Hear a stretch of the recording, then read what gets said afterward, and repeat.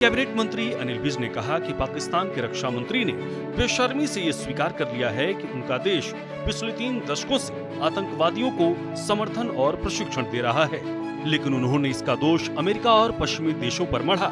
ये सच है कि पाकिस्तान आतंकवाद की फैक्ट्री चला रहा है, लेकिन अब पाकिस्तान का आतंकवाद वाला स्कूल चल नहीं पाएगा। पाकिस्तान के नेता बिलावल भुट्टो को भी सिंधु जल संधि पर जवाब देते हुए अनिल विज ने कहा कि सिंधु नदी हमारी है, पानी हिमालय से आ रहा है। जब तक भाईचारा था तब तक दे रहे थे, अब ये जितना भी रोते रहे इन्हें पानी नहीं मिलेगा। इनका आटा पहले से ही बंद था, पानी अब बंद हो गया है।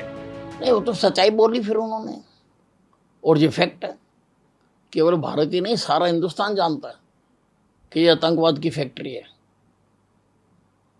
और इन्होंने जगह जगह पर उनके अड्डे बना के दिए हुए हैं।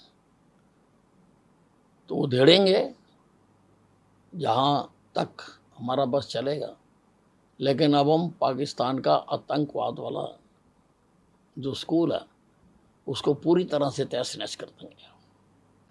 अब आप ये है कि जैसे मर्जी सोच लो, पानी तो हमने देना नहीं, हमारा पानी है, हिमालय से आ रहा सिंधु नदी।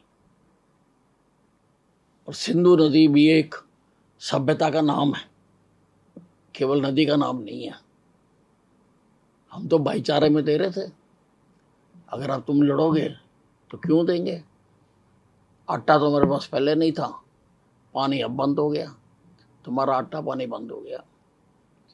नहीं, आप जितना मर्जी रोलें, हमारी सरकार ने फैसला कर लिया, और हमारी सरकार जो फैसला कर लेती है उस पर अडिग रहती है। कैबिनेट मंत्री डॉक्टर अरविंद शर्मा ने भी कहा कि पूरा देश अलर्ट मोड पर है। प्रधानमंत्री नरेंद्र मोदी के नेतृत्व में पाकिस्तान के खिलाफ किसी भी वक्त बड़ा फैसला लिया जा सकता है। केंद्र सरकार अपने तरीके से एक्शन ले रही है। पहले कूटनीतिक तौर पर पाकिस्तान के खिलाफ 5 फैसले लिए हैं, जो इशारा करते हैं कि सरकार अब किसी बड़े फैसले की तैयारी कर रही है।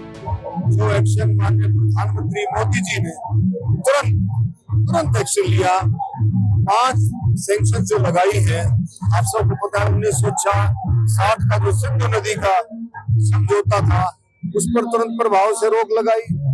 अटारी बॉर्डर को पाकिस्तान के लिए, नागरिकों के लिए बंद किया गया। उसके बाद आप आइए, जो पाकिस्तान नागरिक हैं उनको फौरन नोटिस दिए गए कि भारत छोड़ो। जो हाई कमीशन हैं, इंडियन हाई कमीशन जो आपका पाकिस्तान में, उसको वापस बुलाया गया है। पाकिस्तान वाले हाई कमीशन जो भारत में है उनको वापस भेजा गया है। तो बहुत सारी चीजें, और परसों बिहार में तो मोदी जी ने 2 टूक शब्दों में बिल्कुल कह दिया है कि भाई आतंकवाद और आतंकवादियों को जमीन में, मिट्टी में मिलाने का समय आ गया है।